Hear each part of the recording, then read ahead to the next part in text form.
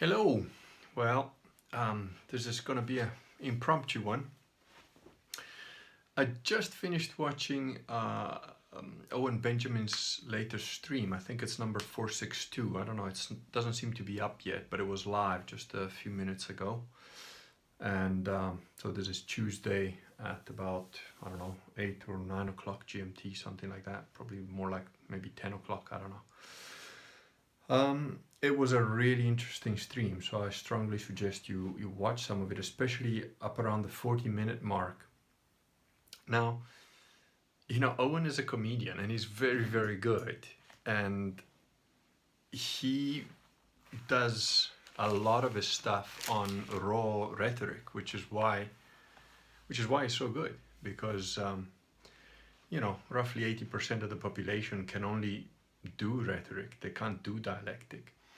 And he does rhetoric in a way that is paradigm shifting. In fact, on his stream, which I caught live, which is not that often, I actually made a comment and I said, you're like a unicorn, you like shift paradigms daily. And he actually read it and he sort of like, I want to take that as a compliment, but the unicorn is a homo globo symbol, so I don't know. It's like, no, man, fucking unicorn was in Blade Runner too.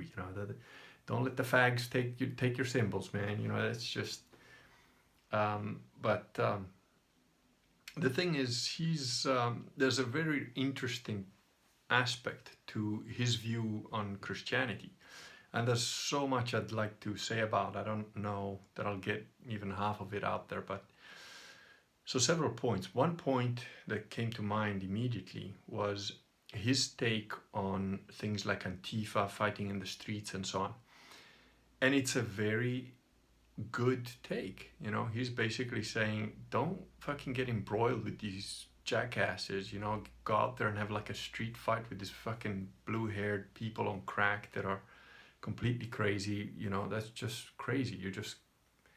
You're doing what they, small hats and globalists and whatever the homo globos want you to do, so that they can take even more power from you. And that's absolutely true, And he also did quite a large paradigm shift, which upset quite a lot of people about sort of somewhat pretending or rooting actively for Islam, for Muhammad.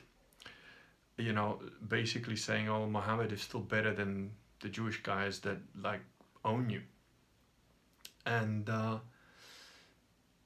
he makes his point in such a strong rhetorical way that quite a lot of people couldn't take it.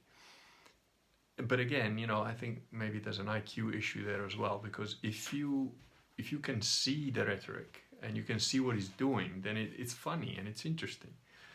But if you can't see it, then you get caught up in it, and it's you either get thrown along with the river and maybe not in the right direction, or you get thrown off the river, and maybe that's a bit of a waste too.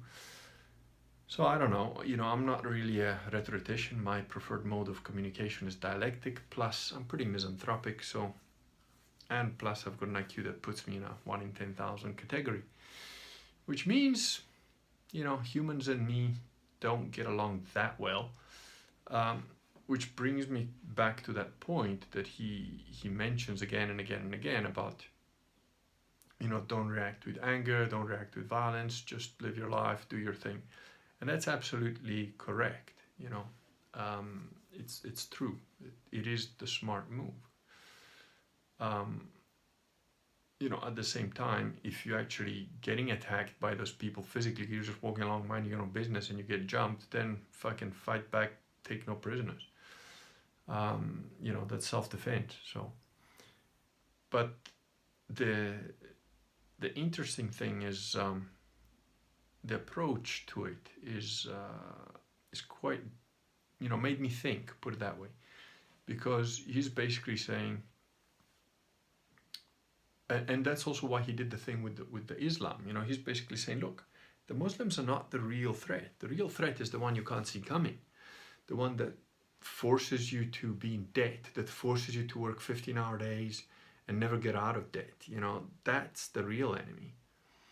And it's what my analogy is much simpler and cruder, and it is, you know, a Nazi in a Nazi uniform with a nice swastika with his machine pistolen trying to kill me. That doesn't worry me. You know, I can see that fucker coming, right? He's got a uniform on, he's got a machine pistol, wants to kill me. You know, you can fight that guy easily, you know, just shoot back, hide and wait for him to come around the corner and cut his throat. You know, it's like, look, every war that America has entered with people like against people that are, you know, fighting for their nation, they lost. You know, they got their ass kicked in Vietnam. They're going to get their ass kicked in Afghanistan no matter how long they stay there. You know, they won the Iraqi war. And what have they won, really? They won the globalists, the homo globalists won, you know, but the soldiers, the average American, what the hell did they win? They got a whole bunch of guys sick at home with, you know, the whatever crap they injected them with, telling them it was to protect them, and it made them all fucking sick. Their ribs are melting inside their body, you know, the people that are blown up. They killed, what, 500,000 or 1 million Iraqis, women and children. What the fuck for? You know, it's, who, you want that, really? You know, and it's like that all the way through. You know, I had, I'm sort of going off at a tangent, but I'll come back. I had a conversation with Tom Kratman, you know, the guy who writes military science fiction. You know, he's a good guy. I like him. We got on. We had some philosophical conversations. And then we had a somewhat of a military conversation. I was living in Venice at the time. And I said to him, you know, like this, I love the city. You know, it is my city. I do love that city. And I thought, you know, I'd be ready to defend the city. And it would be a tough place to, you know, to take over. To which he said, oh, it wouldn't be tough at all, you know, with American military, with the modern military, we'd take over Venice in a day. And I said, no, you wouldn't. First of all, because politically, the only way that you could realistically take it over is if you completely wipe out the entire city. In other words, you know, if you bomb the shit out of it so there's literally not one bridge left standing. What would that do to you from a morale point of view and from a moral point of view? Both morale and moral. From a moral point of view, you would be absolutely condemned by the rest of the planet, because Venice is a World Heritage Site. There isn't another city like it. It's got, you know, I don't know how many churches, probably in the hundreds. It's got over 400 historical bridges. It is a living artwork and unrepeatable, unmatched art and history in every crevice. You know, the church behind where I was living was known, historically had records going back to the year 800, but it was much older than that. And, you know, the records before that were lost. They assumed it was probably built in 400 AD, but it was definitely over 1,000 years old. The roof had been rebuilt a couple of times because of fires and so on. So if you were going to wipe out the whole city, you know, you nuke it. Okay, fine. So you nuked it. Well, have you won, really? You know, you've just wiped everybody out. It's what have you won? And if you were going to try and take over Venice with manpower, you would lose a platoon every week. You would literally lose men by the dozen. You know, in Venice, I wouldn't need a gun, you know, to get away from the American military, even if they went out in patrols of a dozen. All I'd need is a fucking hammer or a knife. There are calles in Venice that I couldn't walk down with my, you know, straight down. I'd have to go sideways because it's too small for my chest to go in there. All I gotta do is wait inside there on one of the side calles or a doorway with a fucking hammer. Eventually an American has gotta come past, you know, with a gun. He won't be able to fucking use it, and I'll hammer him in the head, and then I've got his gun. And it doesn't matter if there's 5 guys behind him, because all they see is dunk, and the gun gone. And then a guy leaning out, just going bang, bang, bang, bang. I don't even have to look. They got to shoot one hand. I can shoot anywhere down that calle, and I'm going to hit somebody. You know, and if you got 50 people like me, you're going to take fucking 6 months to clean us out. That's 50. You got hundreds of thousands of people living there. it's a rat it's like a rat nest. You're never gonna take over a city like that, other than wiping it out, or literally having enough men to like take it one building at a time, and then keeping the people in the building. Plus, the buildings are not safe because you can go from building to building on the rooftops, on the ground, in the water. There's tunnels, there's underwater corridors. It's just a nest. You will not be able to take that thing out. To which he said, oh, well, you could blockade it. I'm like, dude, do you even know the history of Venice? You could try and blockade it with modern radars and fucking motion sensors and all that shit. And you know what? You would fucking not be able to starve the Venetians out. Because you can fucking get fish in the calles in the city. You can get food from in the fucking city. And you can get in the water and swim out past. And there's fogs in Venice that you can't fucking see in front of your hand. So all your radar technology and all that shit doesn't work as well as you think. Did you know that you can fucking completely bypass most infrared sensors with a fucking umbrella? You just put an umbrella up and you walk behind it. That's it. They don't pick you up. There's a lot of shit that, if you know about it, makes all the modern equipment not that good. Yeah, how much investment are you gonna have to do just to take out one city, to control one city? You're gonna have to have satellites overhead all the time. You're gonna have to have drones overhead all the time. And in Venice, you can move through most of the city without ever being in the open. So your fucking satellite dishes aren't going to help you very much. Your drones aren't going to help you very much. They're going to have to see through walls and roofs and several levels of them. Good luck. You're going to have a tough time. And the amount of expenditure of money and manpower is not unlimited. So it's a siege. And it's a siege where the people inside the city can eat and drink. And all you got to do in Venice to be able to drink water is clean out and reinstate the old wells, because that's how they used to have water. They used to catch like rainwater and it was just filtered by sand.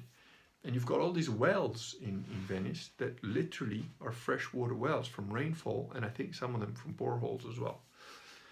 So yeah, it would be a bit of engineering to do that, but that could happen chop. If there's a need, that would happen within days. And Tom just wasn't understanding that, because his experiences of a military guy that uses huge armor and huge tanks and artillery, and he thinks that's how you fight a war. That's not how you fight a war. Your American soldiers, even when they live in the city, let's say they've even pacified the city, at some point, one of your American soldiers has to go take a piss. And while he's taking a piss, somebody's going to slit his throat open. That's how Vietnam kicked their ass. That's how Afghanistan is going to kick their ass.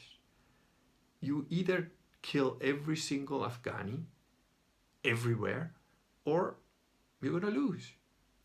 You can't fight a people that has decided, nah, we're not giving up. And Venice was built by people like that. There's not that much difference between a Venetian and an Afghani. They fucking mean-minded, ordinary, fucking rude, stabby fuckers, They don't really quit. So, but the point is that I was coming back to, I went off on a bit of a tangent, but the thing is, when you are dealing with Christianity and what is a good Christian, what isn't. And again, another thing that he said towards the end of the stream was, don't fucking tell me, Catholics are the Satanists and Baptists are the Satanists, and they're not real Christians, and blah blah blah blah. And I get his point. I know what he's saying, and we seem to be coming at it from completely opposite angles, right? Because my video 26, my video number 30, my book Believe, that's just out. This video as well, as you'll see, I go pretty hard at everybody. I basically call all the Protestants a bunch of morons. I call all the fake Catholics a bunch of idiots. The Orthodox are for the most part pay lip service, sold out fuckers. Actual Christians, real Christians, are a minority. Now, the reason that I rail so hard against them is because I'm not particularly trying to convert people that were like me or that are not really Christian. Although that's what my book Believe is about. It's for the people that were exactly like me.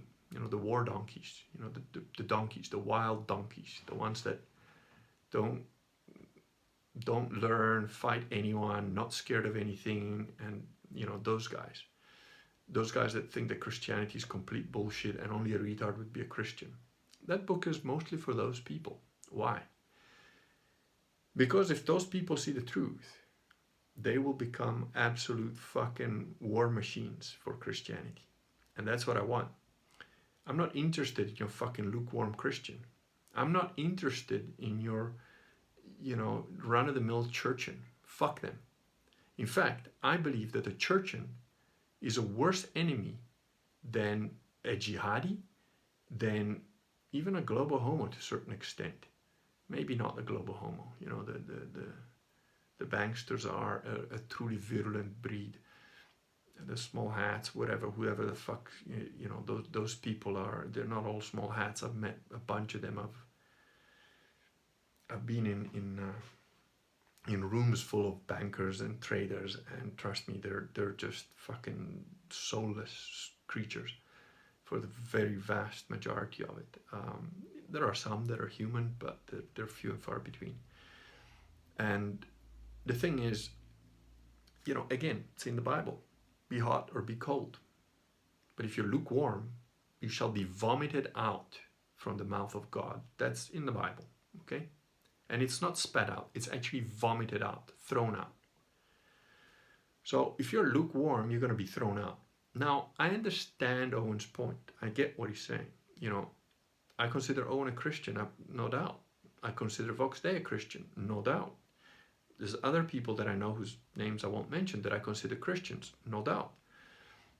And they're not Catholics, you know. They're not my Catholics. They're not Catholics at all. They're Protestants of some, or non-denominational, you know. They're mostly non-denominational. You know, you could say Owen is non-denominational, although he's baptized Catholic. And I think if Owen were to study the history of the church, or if he were to read that little book of mine, he would get it. He would absolutely get it. He would understand why the Catholic Church is full of pedophiles, or the fake Catholic Church, the Novus Ordo Church. The real Catholic Church is very tiny. It's very small. And I give references in the book of where to find the real Catholic Church. And, you know, my priest is a good guy. I know my priest is not a fucking pedophile. You know, and I can have a conversation with my priest about anything. You can literally talk to that guy about anything. He doesn't get scandalized. He's fucking hardcore priest. And that's what priests used to be. That's what they should be. You know, if a priest molested a child back in the day, he would be killed. The village, the city where he lived, would fucking string him up. They'd disappear him. Especially in Italy. You know, in Italy, not too long ago, a priest that had raped and sexually abused, I believe it was 2 girls. And one of the girls committed suicide. They were sisters, I think. He got something like 15 years. And he got out of jail. 2 days after he got out of jail, he was found shot dead. And I don't know, you know, apparently they found somebody, which might have been an uncle or a father or something, that maybe hired somebody, or I don't know, somebody's being investigated. But, you know, from my perspective, whoever did that, you know, Italy being Italy, I hope that it's going to be a very long and fruitless investigation. Because that's what should happen to a priest. A priest is taken vows and has taken a very clear stance on what his job is. And abusing that position to molest sexually innocent kids, there is no coming back from that. You know, God can forgive if he chooses to, but I fucking won't, you know, and that makes me a bad Christian. Okay, I'll take my lashes. Because you got to understand, God too doesn't forgive those who don't repent. Yeah. And those who do repent still have to take their lashes, right? Just because you repent doesn't mean you don't get punished. You got to pay. In a way, that's part of repentance, you know? You don't just get to say, I'm sorry, yeah, raped your kid, sorry, you know, just had an urge, but it's all gone now. It's not how it works. You truly sorry? Okay, you got 5 minutes. You got 5 minutes. Put your affairs in order. Then you'll be strung up. Try to die with some dignity. We'll give you the opportunity to die with some dignity. That's about it. Catholics believe in the death penalty, you know. So all those countries that have changed and say, oh no, we don't want the death penalty, they're not Catholic. Those are not Catholic countries. And if it were up to me, I'd change the law instantly tomorrow. Pedophiles, you'd have to have a strong, level of proof, you know. I wouldn't want to kill people who are maybe guilty, maybe not. But if you're found guilty of raping little kids, string him up. String him up. Death, by firing squad, by hanging, by electric chair, doesn't matter. I don't care. Burn them at the stake in the public square. I think that would be the most civilized thing to do. Because if you burn pedophiles, in the public square, it's a civilizing effect. It has a civilizing effect on the other potential pedophiles who see that and realize that's what's waiting for them. There is also a theological reason for doing it, because it is increasing the chances of repentance for the sinner. While you're being burnt alive, you've got enough time to consider your position, your situation, why what's happening to you is happening to you, and perhaps you are more strongly motivated to truly repent. That's why you should be burnt alive, because bullet in the back of the head, it's easier for the execution, yes. It's easier for the executioner, yes. It's more humanizing for the executioner. It's easier for the executioner to do it, yes. It's all true, and there is a value in that. But we're trying to save souls, and keep in mind that what we're saying is, even the pedophile child rapist, we want to give him an opportunity to go to heaven after purgatory.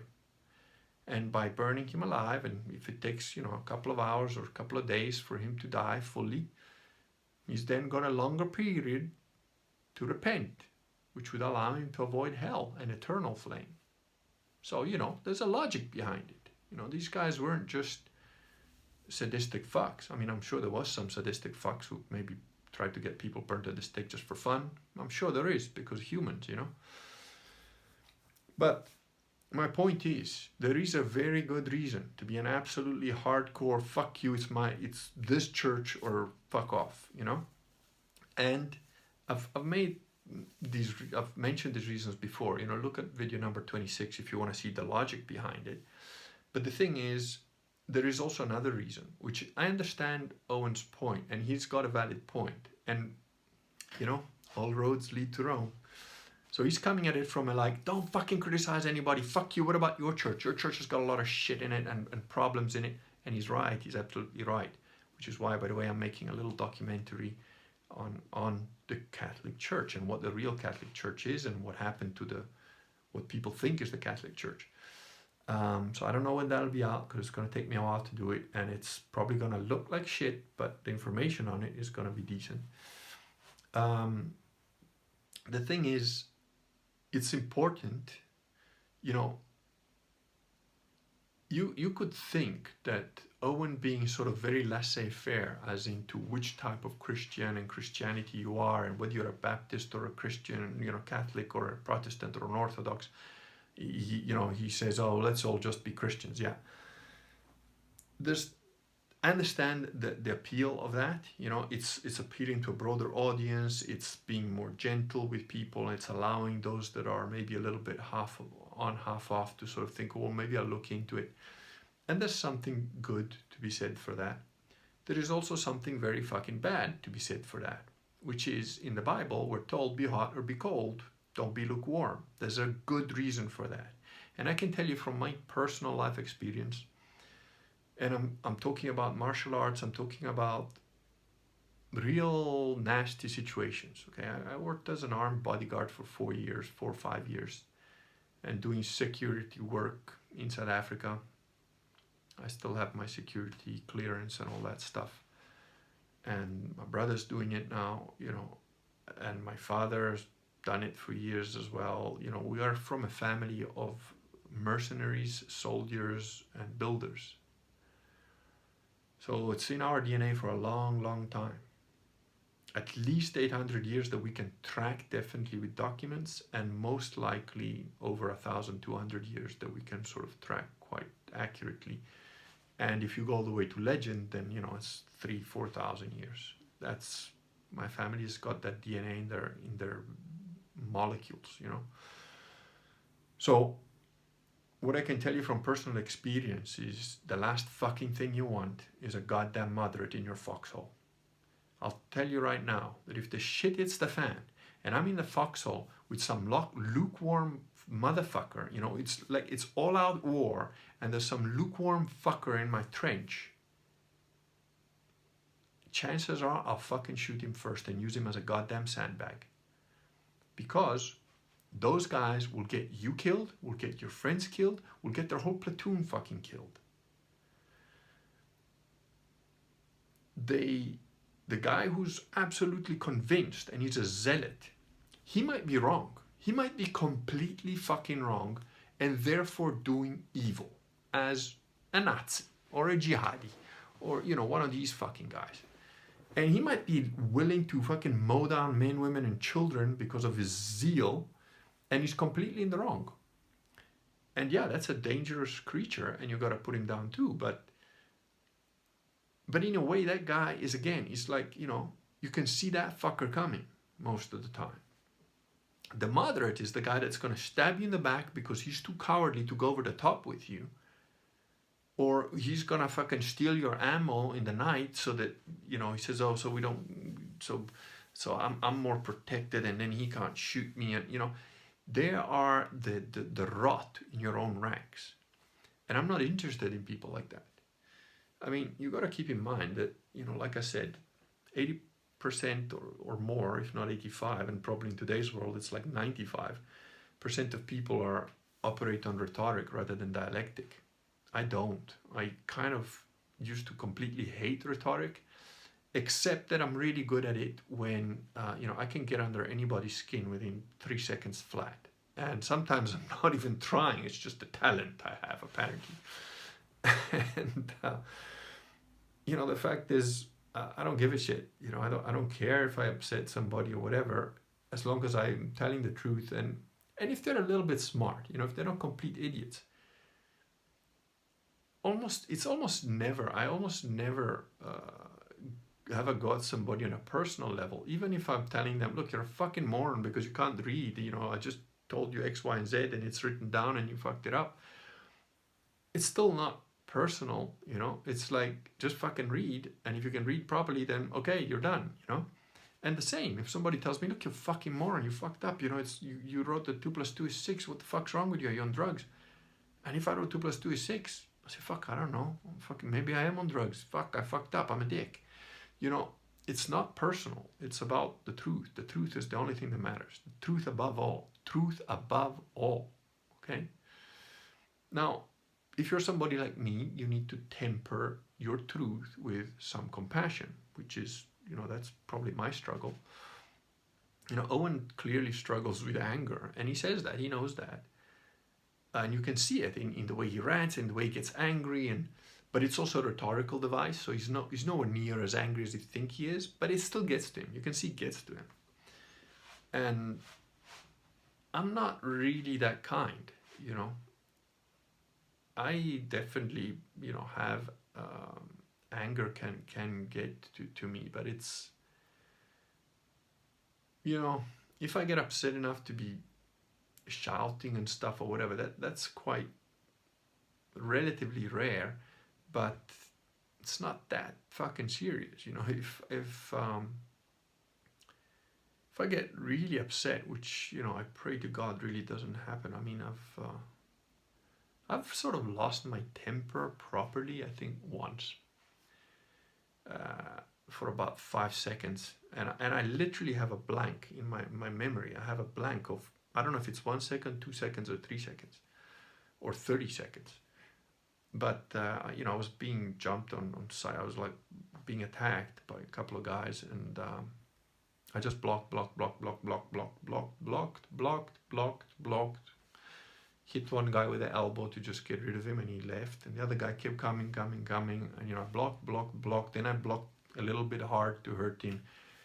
And then I fucking lost my temper, because I lost my temper after, you know, 15 minutes of this going on. And I said, you know what?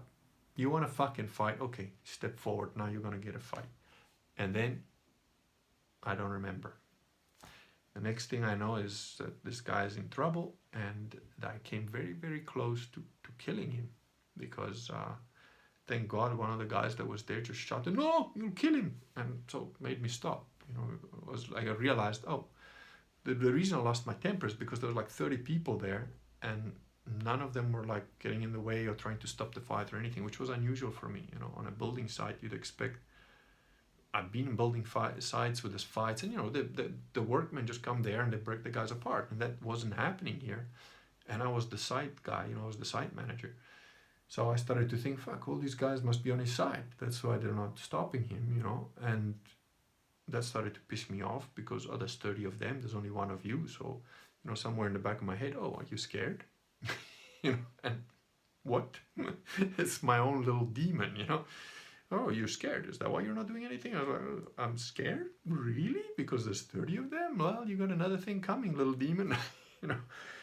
And thank God, one of these guys, I didn't even really hear the words. It was the voice. It was his voice that said, "No, you'll kill him."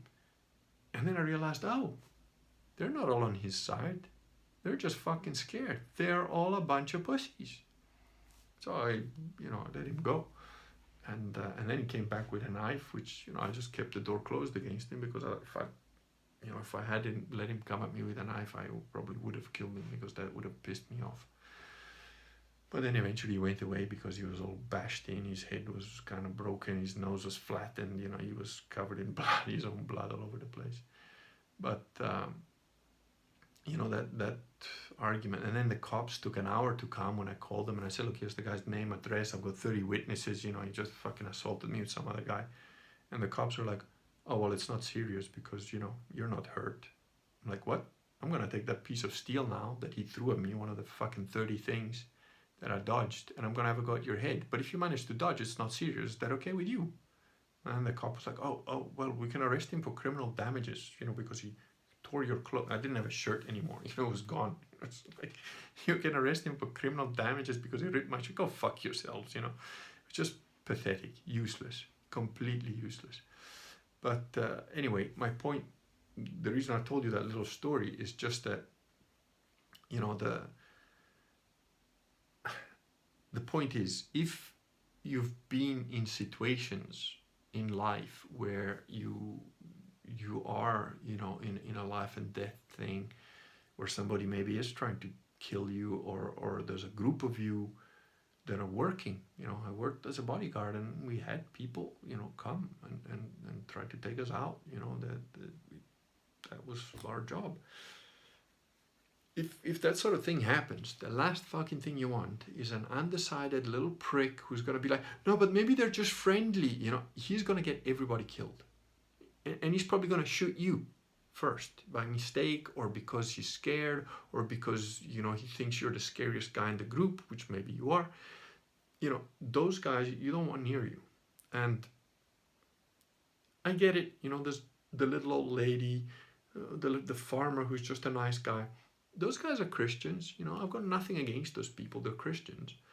But they are what a friend of mine labeled as villagers. And that's the difference, you know, some of us are not villagers, we're not built to be villagers. You know, Owen is a good villager, he's a good leader of men, villagers, but he's not designed to be a leader. He's, like he says, a reluctant warlord. And he's doing a very good job.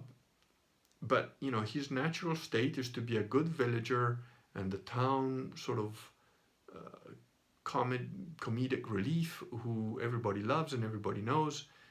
And that's his natural role. And that's what he should be doing. And that's fine. That is one of the pillars of the community. That's what he absolutely is and is designed to be. And most people are designed to be villagers of one sort or another. I, whether by choice, design, or divine intervention, or I don't know, I'm not really designed to be a villager. You know, I'm designed to be an explorer or a warrior of some kind. That's my natural inclination, you know. And the thing is, the reason that people like me need to be tempered with compassion is because if you've got soldiers without villagers, and all they're doing is putting on armor and massacring enemies, they become demonic.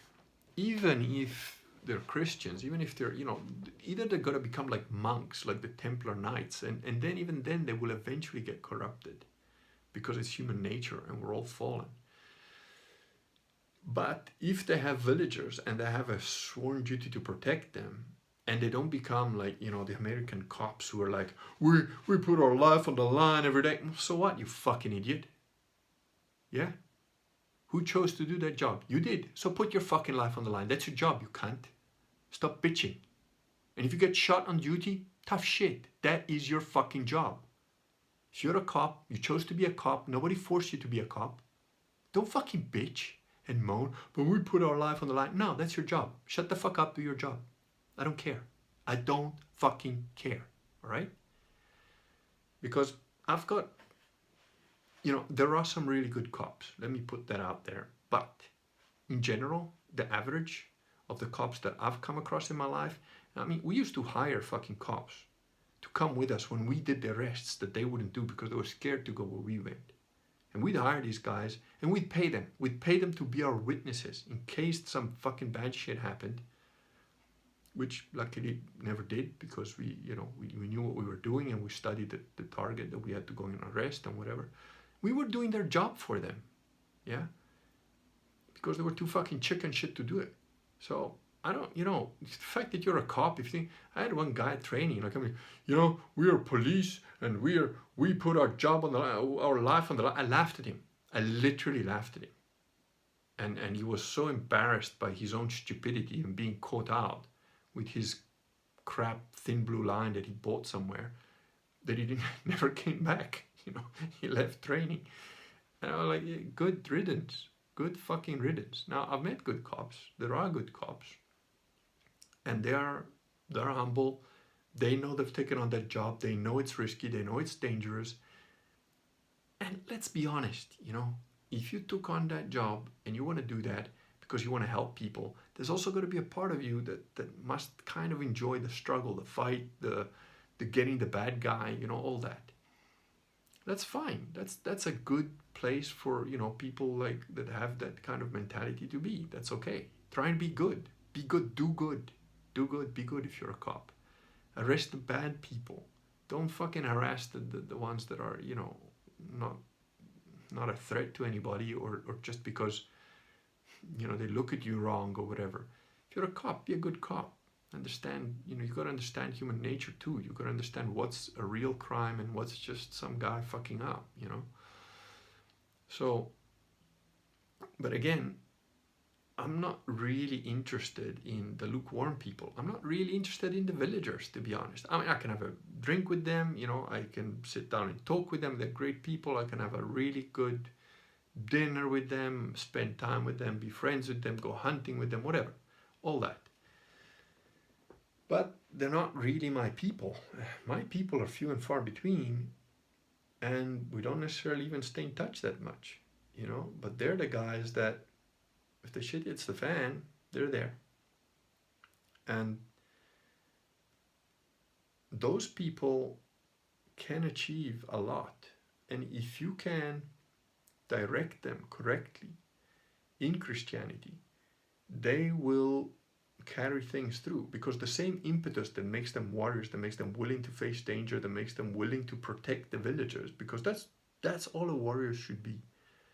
Somebody who is like, that's what I'm good at. I'm good at wearing armor, swinging swords, killing orcs. It's kind of my thing. That guy is good at farming. Fucking hate farming. Don't like the smell of chicken shit. Don't like goats. Kind of somewhat lactose intolerant, so I don't even like the fucking milk. You know, I like steaks and hunting, and you know, if I'm a bit tired or sick, maybe I can't hunt that well. That guy has got beef, he's got chickens, he's got eggs for me, he's got milk, he's got cheese. Fuck, I hate doing all that shit, But I tell you what, farmer man, anybody tries to steal your fucking chickens, weasels come along, I'm your man. I'll kill fucking weasels all day. You know, your neighbor comes here and steals your fucking cow, I'll go get your cow back. You know, with a little bit of interest, if need be. I don't mind. You know, that's kind of what I'm good at. Oh, you lost a sheep? No worries, man. I'll fucking track that thing down through the jungle. I don't give a shit. And if a tiger fucking ate it, I'll bring you back the tiger's pelt as compensation. That's what I'm good at. That's my thing. That's what I like to do. I can do other stuff. I certainly have survived many years without, you know, hunting or tracking people down. But, you know, when I was doing that as a job, I tracked people down. I hunted. I did whatever. So, what I mean, there's another point, you know, getting back to who's a real Christian and who's not. I don't want any fucking churchians around me. I don't want any churchians around me. I want people that are absolutely fucking convinced. We don't have to agree on everything because nobody does. You know, even if you get two Catholics from the same Catholic, you know, church with the same priest, we still don't agree on everything, and that's okay. But we all agree on that church, that book, those rules. That's what we follow. You know, we've got the Bible, we've got the rules of the Catholic Church, and that's it. I don't like all the rules of the Catholic Church, but I follow them as best I can. And the ones that I can't follow or I don't know how to follow because I'm either ignorant, I haven't read it. I mean, I've read most of them, and you know, it's not that difficult really. You know, if you're honest, just basically don't lie, be good. You know, don't hurt anybody, and do well, do good for your family. That's basically what it is. It's not that hard. So, but you know, the thing is, the guys I go to church with, we don't agree on maybe even most things, but we all agree we're Catholic, we all agree we're from the same side, and we all agree we're on the same route. There's another important point. If you're a non-denominational Christian, which there definitely are people that are that, but you lack ritual, and you lack symbolism, and you lack tradition, and you might be okay, you know, if you're an outlier, like Vox, who's got 150 IQ, and I've had conversation of theology with him, not very long ones, but you know, there's no real difference between him and I in the way we approach things in terms of Christianity. I might go to confession, he might never do so, but it's in the scheme of things, it's a minor issue, you know, it's a minor difference. Owen, I think Owen will eventually become Catholic once he realizes the true history of the Catholic Church. I think there's a good chance he might. But he's not really what you could call a Catholic now. But again, he maybe doesn't need to become, you know, officially that way or whatever. And maybe that's good enough for him, and maybe he's doing what he needs to be doing in the right way. You know, nobody can know because we're all see through a glass darkly. But the point is, his way is good for him, and it might help a lot of other people. Undoubtedly it does. I have no doubt it does. You know, that little book I wrote, I think like 5 or 6 people have already wrote back to me, and every one of those people said, look, I just finished reading your book, and I know there can't be that many more than that because, you know, I'm crap at marketing. I haven't even put it on the blog. It's just literally I mentioned it on the last video or something. And yet it had an impact on them. And all the beta readers that read it, it had an impact on them. So it's got to be doing some good. And if my tiny effort can do some good, no doubt that, you know, what Owen is doing discussing Christianity is doing massive, massive good. But at the same time, you're not going to have a real movement of huge numbers of people that all think the same, that all pray the same, that all have the same Mass in Latin anywhere in the world, which is exactly what used to be, you know, when the Catholic Church still was the Catholic Church and still existed, you know, in the 1950s and the 1940s and the 1930s. You could go to a church in Saigon, and you could go to a church in Moscow, and you could go to a church in Rome, and the Mass was exactly the same for everybody. That is important. that unites people, that creates civilization. You're not going to create civilization by some generic, yeah, I'm a Christian, but I'm a Baptist from this part, and yeah, I'm a Christian, but really I'm a Lutheran, and it's the King James Bible, really. If you're reading the other one, it's not good. And yeah, I'm a Christian, but no. The remnant of Christianity that is gonna either save or reinvigorate or maintain Western civilization is going to be Catholic and Orthodox. Protestantisms, the fruit of Protestantisms are obvious, they're everywhere. It is the splitting, the constant splitting, the chopping, the changing, we'll take this but not that, oh no, sola scriptura, once saved, always saved, a massive idiocy upon massive idiocy. And all you need to do is deviate a tiny little bit, and then you're lost. Remember, again, in the Bible, the road to hell is wide and well populated. The road to salvation is narrow and hard. And the Catholic Church and the Orthodox Church basically had the same belief since day one. You can argue about whether you would want to be Orthodox or Catholic, I suppose. I chose Catholic because the Orthodox will very often kind of dodge a question and hide behind mysticism. And don't get me wrong, mysticism has a lot of validity, but I prefer a clear-cut yes, no, black, white, and the Catholic Church has that a lot more, and yet is not binary at all. The Catholic Church is very, very three-dimensional, and if you're thinking in purely binary mode, you're not going to be able to grasp the essence of Catholicism, because it truly is mystical, and it has mysteries, and it has sacraments that are beyond sort of words and mere human logic. But there's a lot of logic, and there's a lot of reason, and it's such a massive amount of logic and reason, that it becomes undeniable to a certain extent. Also, while the rules have never changed, and don't, I think the Catholic Church is somewhat more, Catholicism is more alive. There is a certain fossilization, I find, in Orthodox Christianity, certainly in their clergy. And I'm talking about real Orthodox, and I'm talking about real Catholics, okay? Don't confuse the Catholics with the Bergoglians and the cardinals and the child rapists, sex molester, Satanists that inhabit the Novus Ordo Church. Don't associate those people with anything Catholic. They're Novus Orchians, let's call them what they are. But the real Catholics are a bit more, have a little bit more joie de vivre. The Orthodox can be a bit grim and stoic. They can also be very funny. Both can be very, very humorous, very incisive humor, very deep humor. And the Orthodox humor can be a little bit more cutting, which I do like, But,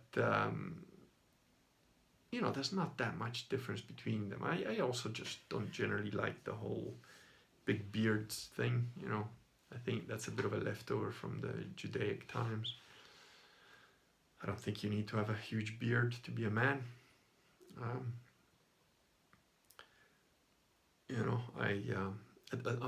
Despite kind of resent a little bit Owen, telling that Stefan Molyneux, and he's Canadian, I get it, and he's a homo-globalist or whatever, and I get it, and he's inciting violence, I suppose, and I get it. And then he says, he's bald.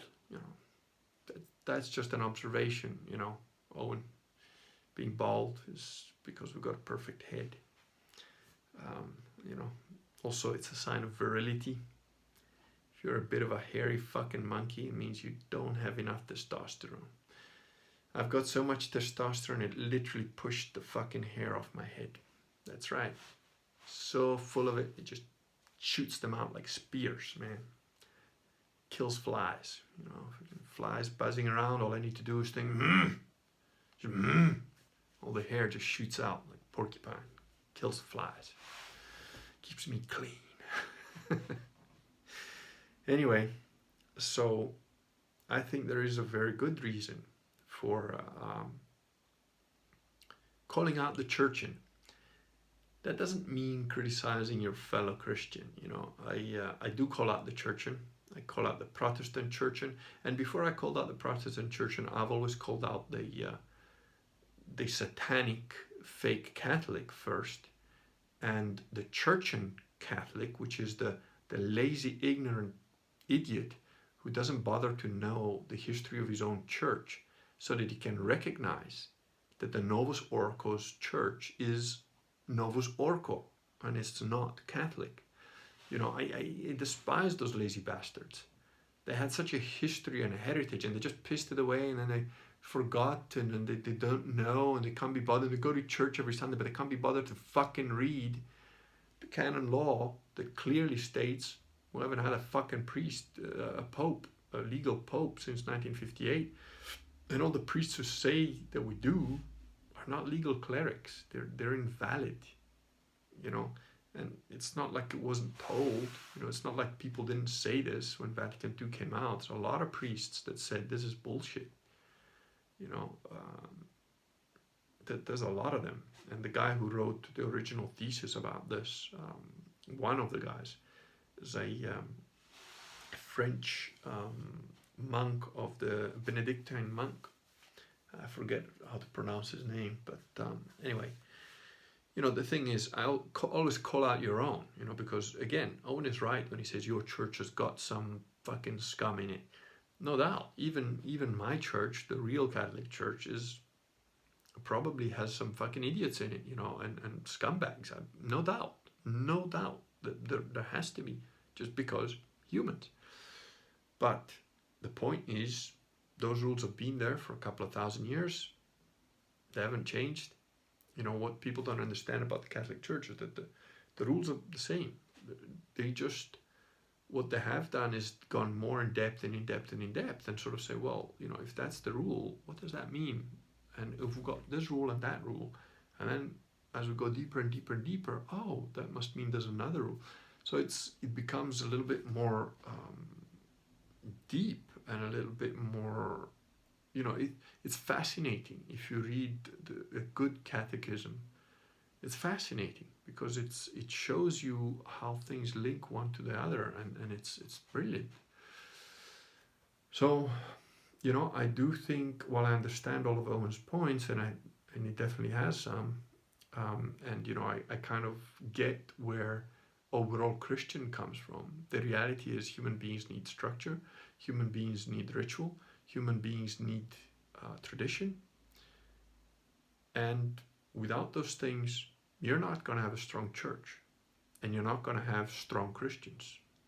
You're going to have lost farts in the wind who can't really tell their friend from their foe, and when in a foxhole, all you're going to have is a fucking mess and people shooting each other in a circle jerk. No, not interested in that. I want a fucking army of Christians that will stand in front of the fucking schools that are trying to teach transgenderism to like 5-year-olds and tell them, fuck you, you're not doing that here. I had that fucking thought, you know, my wife said that at the school, she brought the kids to school and they had some fucking rainbow shit there. I was like, put me on speakerphone and put me on FaceTime on speakerphone to the teacher right now. And she said, no, I'll deal with it. You know, and she did.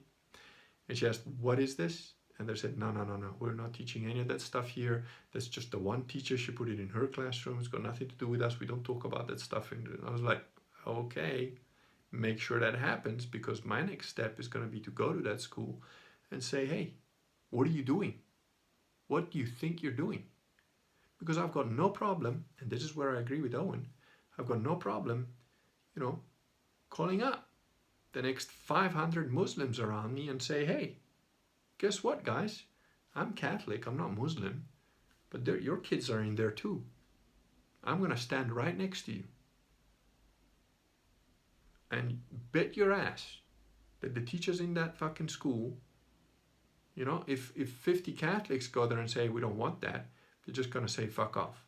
But if 500 Muslims go there and say, we don't want that, they're going to leave the fucking city, most likely. Yeah? And we all know why. We all know why. So, on this particular issue, I too am fucking absolutely 100% willing to stand shoulder to shoulder with Muslims. No problem. Gonna try and fucking introduce that bullshit to a little kid. What does a 3-year-old, what does a 4-year-old have to do learning about fucking anal sex? We what? No. No. Try and teach that shit to little kids. Fuck off. So that's where I'm at. And if you want to, you know, again, it comes back to like, oh, but, you know, be lukewarm. No. No fucking lukewarm. You know what? I'm a fucking Catholic. Fuck you. That's what I'm saying. You can either stand shoulder to shoulder with me and be able to take fucking bullets in your teeth. Okay? And if you are willing to do that, I don't really give a fuck whether you're a Chinese atheist, whether you're a fucking pagan. I don't care. If you're willing to stand next to me, fight for the same things I'm fighting for, and you're willing to fucking die rather than give up, then you're my buddy. You can be in my trench. But all those fake Christians, those churchians that are like, well, we should tolerate this and we should tolerate that, and you know, no. Those people are not Christians. They're not Christians. And I will call them out every time. I will call them out every time. You know who I don't need to call out? I've got mates that are not Christian. I don't know if they're baptized or not. I assume not. Reject Christianity outright. So to say, nah, that stuff isn't for me. And they're fucking some of my best friends. They, you know, I'll have dinner with them. We agree on just about everything. We fucking see things the same. And I know, I call that guy up at 3 a.m. I say, dude, I need help moving a body or something. They'll be there. And similarly, if they call me up and say, I need help moving a body, I'll be there. You know, so that's not that I've got a lot of bodies to move around, just saying, you know. The point is, they're honest. They're there for truth. Now, that's the main thing. Now, if if you're for truth, if you're absolutely for truth, if that's the most important thing for you, you may be at a different level from where I'm at. You may see more truth than me, or you might see less truth than me.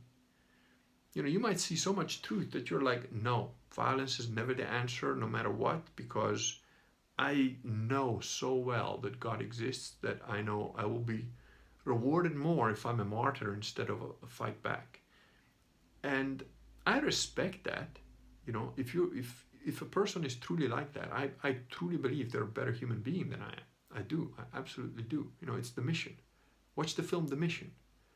You know, in The Mission, I know which character is me. I've known since I saw that film when I was 16, and it hasn't changed. You know, in over 33 years since I saw that film, my nature is what it is. In that film, I sure as shit, I'm not the character that's played by Jeremy Irons. I'm not that guy. I'm the other guy. I'm the character that's played by De Niro. That's my nature. That's my instinct. There is no fucking way I could be the guy played by Jeremy Irons. It's just, I don't understand that. I respect it. I have the highest respect for it. I look at those people and I think, you're a fucking magician. You know, you're and I mean a magician in a good way, you know? Like, you know that film that's got one of those guys? The Thin Red Line. Again, The Thin Red Line, the character I relate to in that film is the one played by Sean Penn. That's how I think. The character played by Wit. And there is actually a scene in that film where the Sean Penn character tells the Wit character, once he understands him, because at first he thinks he's a lazy loser scumbag, then he realizes how fucking brave the guy is. He looks at him and goes, wow, how do you do that? You're like a fucking wizard, man. You're like a magician. And yeah, because, man, I don't get that. You know, how do you do that? But highest respect to those people, you know? And they maybe it's true that they see more truth than me. Similarly, some guy below me might not see the same level of truth that I see. And if the separation is too far, maybe we can't hang out. Maybe that guy who's able to be a martyr goes, look, dude, I actually can't hang with you because your approach to dealing with adversity and violent people and the war that's coming, let's say we're in the middle of a war, and he's like, I'm just going to walk into the hail of bullets and, with my arms stretched out, believing in God, and I'm going to go to heaven, while you're there like looking for other ammo to shoot back. I can't hang with you, man. I got to walk into my hail of bullets. And I'd be like, yeah, I get it. Good luck. Similarly, if there's a guy that's so far removed from me that is like, no, but maybe instead of shooting back, if we just hide here, it'll blow over. I'm like, you definitely haven't got the right picture here. It's not gonna blow over. They've got panzers coming at us. They're gonna fucking run you down. So there's kind of a point in lying down in the trench, because maybe the panzer won't squash if you're a bit lucky, and maybe you can put a fucking limpet mine up its ass, and if you're lucky, it'll go over and blow up a few meters down the road so it doesn't get you too. But they ain't gonna blow over. They're not just gonna stop fucking trying to kill you because you don't shoot back. And that's my level of truth, and his level of truth is like, fuck, I don't want to kill anybody, because that makes me a murderer. And there's some truth in that, there is some truth in that. So it's kind of to do with levels of truth. And I'm pretty specific about the people that I would hang around with. I mean, I have no problem hanging around with Fox. We're friends. And I'm sure he doesn't have a problem hanging around with me either. We probably have quite different thoughts on some of these things. I don't know. He has pointed out on several occasions that I tend to be a little bit more to the right, or I don't know, not even to the right, a little bit more. What did he say? Intense, maybe, something like that. But we're kind of, we're still on the same side. I know I'm on the same side as Owen. Whether he knows that or not, whether he realizes that or not, I don't know. We haven't met as in person or anything. While I have met in person with Vox, so it's easier to say. But Owen is definitely fighting for the right side. We're on the same side. Our approach might look quite different. He's a bit more like, all Christians welcome. I'm more like, no, fuck you, what kind of Christian are you? Show me your fucking card, show me your membership card, bitch. And is it good? Because if it's not from the right club, you can fuck right off. I'm a lot more like that. But, we're also kind of different people, and we kind of have different agendas, I suppose. My agenda is I want to help create a strong, militant, and I mean militant in the spiritual sense, not in the, we're gonna fucking wear armbands and take over or whatever. But, it's called the church militant for a reason. I want strong Catholic Christians that are like, no, you're not gonna bring that shit here. That we're gonna form a cordon fucking around the city, and this is gonna be where we stay. And you can either become one of us, or you can fuck right off and build your own city, or we'll go build our own city. Either way, there's enough fucking cities around. So you guys fuck off somewhere else, and we stay here and build, or we fuck off somewhere else, and you stay here and rot in your own filth, and we'll go build something else, and you're not gonna be allowed in there. You wanna get in there, you're gonna have to be one of us, or completely and utterly respect all our rules, and even then we might just tell you to fuck off anyway and not come in. That's what I want. I don't care to build a community of churchians. I don't care for that. I want a community of fucking zealots willing to man the walls. That's what I want. Because if you have that, then inside the walls, you can have the villagers. You can have the Owen Benjamins, talking and making fun and entertaining all the other villagers who go to church, and they're good people, and they kind of follow the rules. They don't maybe even know the rules, all of them, and that's fine. No one knows all of them. But the thing is, you need somebody to like fucking protect that line. and hold that line. And you need a tradition to perpetuate the holding of that line. Why are we in the fucking mess that we're in? Because there was nobody, we got complacent. There was nobody fucking manning the gates. No one manning the gates. So it was like, oh yeah, well, you know, if two gay guys want to fuck each other in the ass in the privacy of their own home, what business is it of mine, you know? There's a kind of logic to that. Hey, they want to go to hell in their own sin, or, you know, who am I to judge? There's kind of logic in that.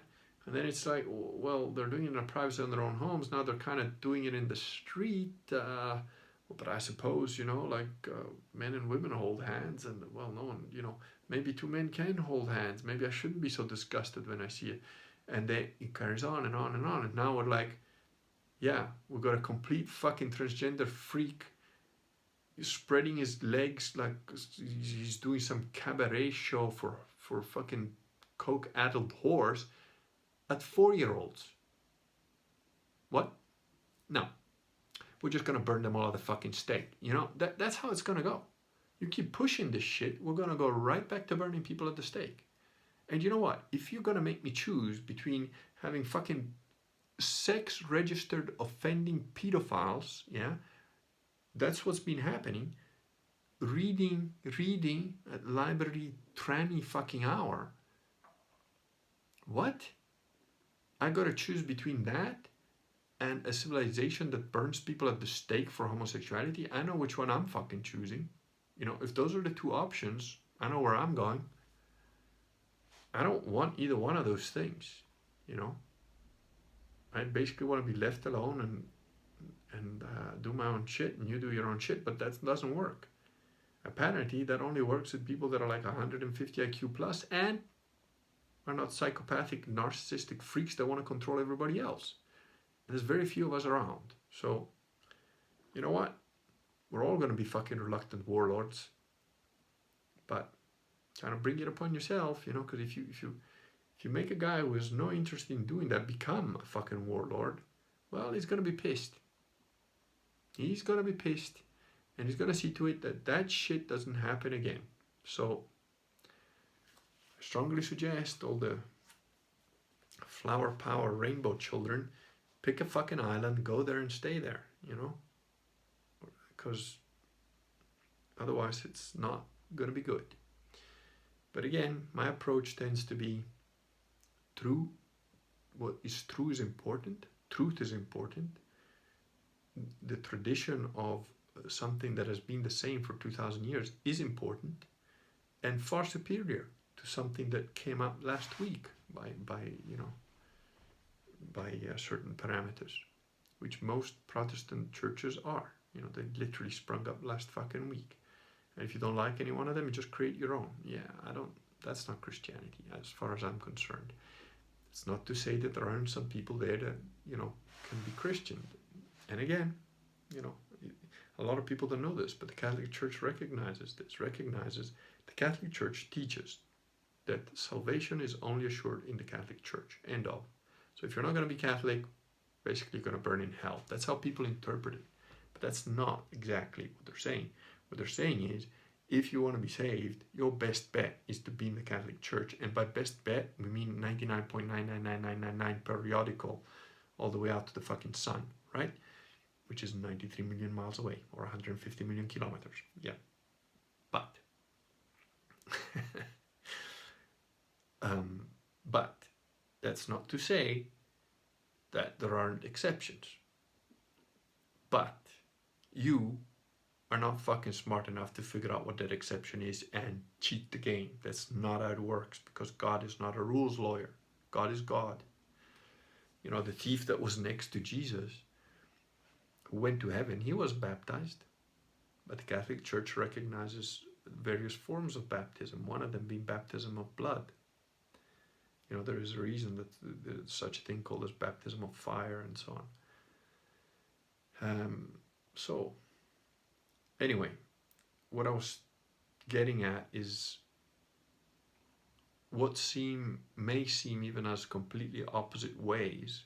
You know, Owen would like, don't criticize the other churches, and me would like, basically, I'm not quite saying that, but basically I'm saying, you know what, if you're not Catholic or Orthodox, you're not probably even a fucking Christian, because you haven't quite understood the origin of it, you know, which was this diagram here. I'll show it again just because it's been quite useful for a bunch of people. You know, that's the start, that's the cross, that's the beginning. And then we have a set of beliefs, rules, and so on that we follow. And then at the year 1054, there's a bit of a split. One line goes up, becomes that. These guys are the Orthodox. And the other line carries on straight until we get to about here, which is the year 1520 or so, when some fucking fat German who wants to bang nuns decides he wants to go his own way, and he also says that the only thing that you need is the Bible. So he immediately changes it from what it was, because, you know, the inerrant word of God needs to be fixed by a fat German.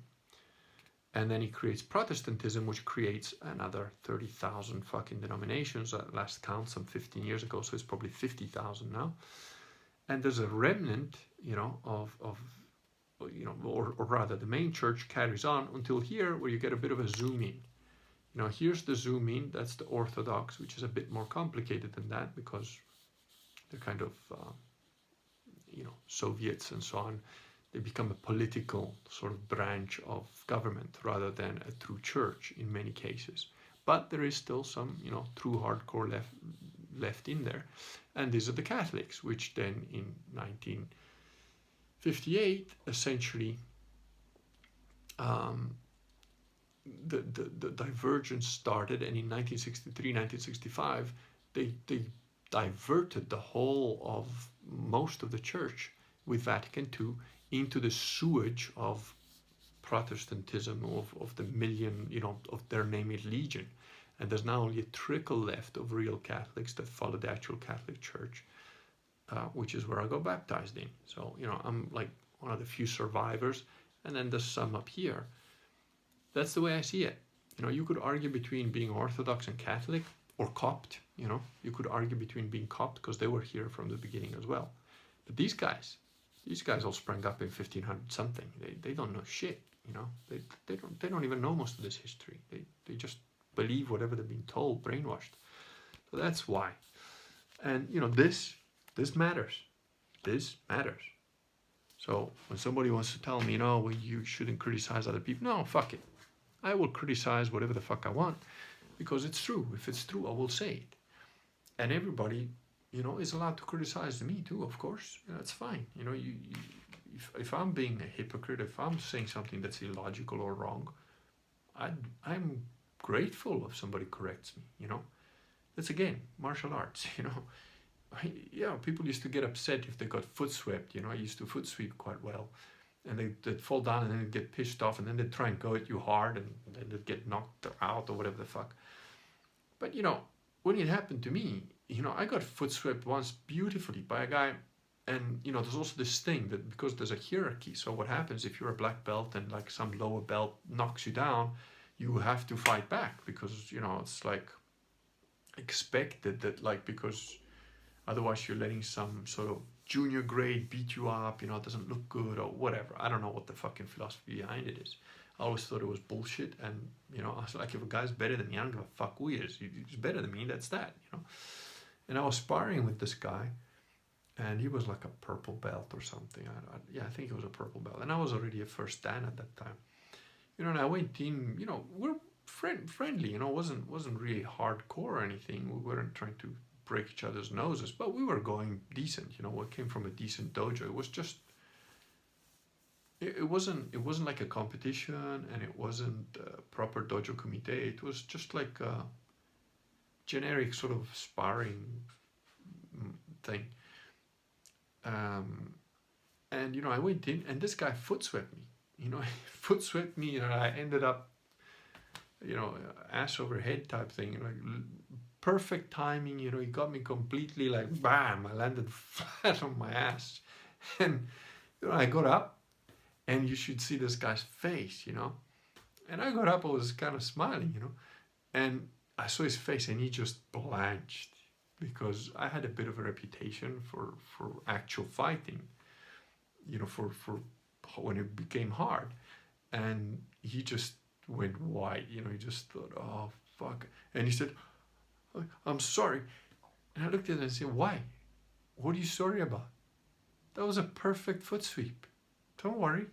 You know, I'm not going to break your nose because you foot swept me. You foot swept me. Well done. Good. Try and do it again. You know, you got me. That's it. And we just carried on.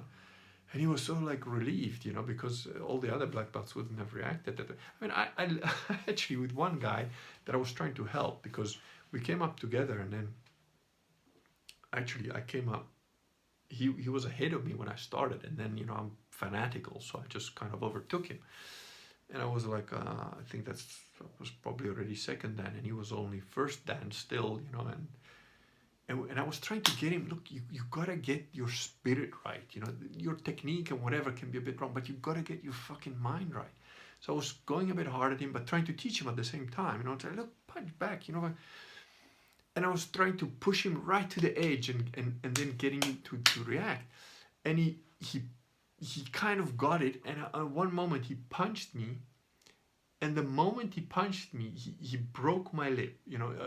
I don't know if you can see it, probably on the video you can't, because I've got a few scars, and like one is from when I was a kid, but there's one you probably can't see. It's like a little star, because he broke through, you know, he bashed it on my tooth. I never wore a mouth guard, and all the time I trained. And as he was breaking my lip, in the exact instant he was breaking my lip, I was like, yes, you know, and he did break my lip, and I was bleeding and stuff, and I didn't even blink. It was like, boom, yes, that's it. That's the punch. Do that again. You have to do that again. You know, you just broke my lip. And he was like, but I just, like, you're bleeding. I said, yeah, I know I'm bleeding, but that's not the point. Just carry on, you know. You trying to get this thing in your head, you know. And that's what I want. You know, those are the type of people I want near me and around me. I want people that can understand that kind of thinking, that can understand that kind of mentality. It's not, you know, there's some boomers or whatever that got upset the other day, say, oh, your ego, you're arrogant, you're such a prick. I'm like, you've got no fucking idea, man. You know, I don't, people that accuse me of being arrogant or having an ego just haven't got a fucking clue, honestly. You know, everybody has an ego, whatever, but yeah, I know when my ego is involved and when it's not. And stuff like this, it really, really isn't. And especially in anything like martial arts or fighting or Christianity, it looks to people that I'm an arrogant prick. And sometimes I do it on purpose as well, you know, to just pour fuel on the fire. But it's a filter mechanism, you know. It gets rid of the stupid people real quick, and then I don't have to deal with them. You know, they can just think I'm an arrogant prick, and they can fuck right off, and then I don't have to waste my time with them. Because I don't want to invest any time on people that are not there to be fucking manning the walls with me. And, you know, I don't want a guy manning the wall next to me who I can't rely on. No. You know, I don't want the fucking average Spartan. Fuck that. I want the 300. I want the 300. I want the fucking immortals. Yeah, that's right. Not some fucking run-of-the-mill, maybe I'm there, maybe I'm not, you know, lukewarm guy. So, but all roads lead to Rome. And I know you get that pun. So anyway, I've made my little rant. I don't know if it was useful or not, but well, it was useful for me. I got something out of my system. And I said I would show this to you guys, so I'm just gonna see if I can do it. That is my family crest. And that's my paternal grandparents at the bottom there. So I'll just take you up a little bit closer to it so you can see. Yeah, the light's kind of like making it a bit difficult to see the there we go. There it is, blue, a red band, blue background, red band, and that just says patricians, which are the lowest of nobles. And those two radioactive sperm looking things are supposed to be shooting stars. Anyway, that's that, and good night. Hope you enjoyed the rant.